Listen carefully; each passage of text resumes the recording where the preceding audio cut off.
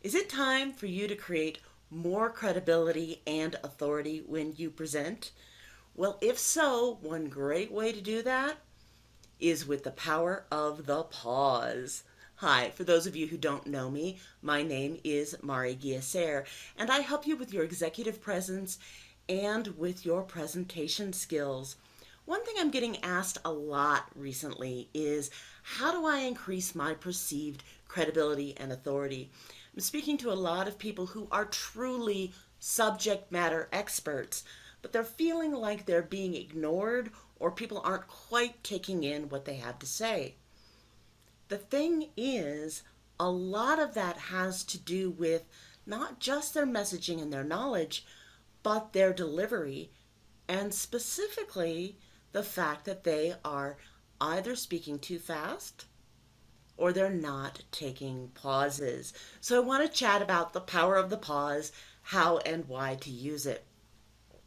The first thing I want you to recognize is many experts try to get all the data in too short of a time for fear that they're going to leave something out. So they start talking like this and they give information and information and information. And sometimes they show slides that have 700 words on the slides and it's like the drinking out of the proverbial fire hose. You just can't keep up with them.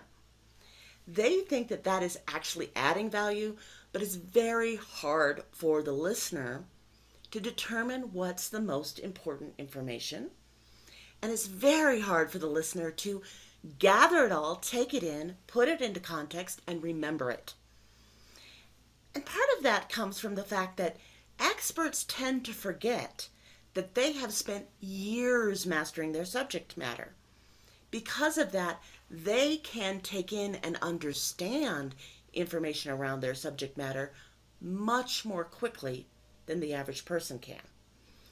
And so they don't see the speeding up as adding confusion, but it is. So the first thing I want you to do is use shorter sentences and take pauses breathing in through your nose. Now, I recently had somebody say to me, I don't want to do that because it makes me sound like I'm doing See Jane Run, See Dick Run, those children's primers. It doesn't make me sound intelligent. But the exact opposite is true. We know that people who can take a pause are people who are perceived as higher authority. They are perceived as having more credibility, and they're easier to understand. So I want you to practice in your daily life when you're talking to your spouse or your child or a friend using shorter sentences, breathing in through your nose at the end of the sentence, taking a pause. Now, in addition to that, I hear people say, Mari, I get interrupted a lot. And I'm not taking a pause because I don't want to get interrupted. There's a couple of pieces to that. The first thing is, very often they are speaking so fast that if they do take a pause, people feel that that's the only opportunity they're going to have to jump in, say what they have to say. So slowing down will help with that. But the other thing is where they take their pause and the energy or the pitch right before it. Now, I just did an example of that. I said where they take their pause and. So take a little tiny pause before and, but I elongated the word and I raised the pitch on it slightly. Not in terms of a question, and, but in terms of a more's coming. If you take your pause right before you say something interesting, people want to know what you're going to say, so they're much less likely to interrupt you. Conversely, people who are practicing pauses for the first time will often do it the opposite, where they'll say, here's my point, and here's my next point, and here's my final point.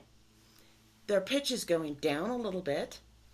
They are, instead of elongating that symbol, they're almost swallowing it. Here's my point.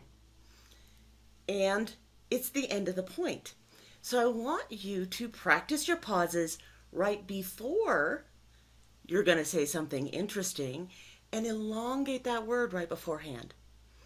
By doing this, remembering to shut your mouth, breathe in through your nose, and slow down, you're instantly going to become more credible, so you don't run into what I call the "that's nice" effect, where people hear what you have to say, but they don't care about what you have to say. Your message is important, so let's get it out there in a way where it's easy for people to take it in and understand it. Thanks so much, and I'll see you next time.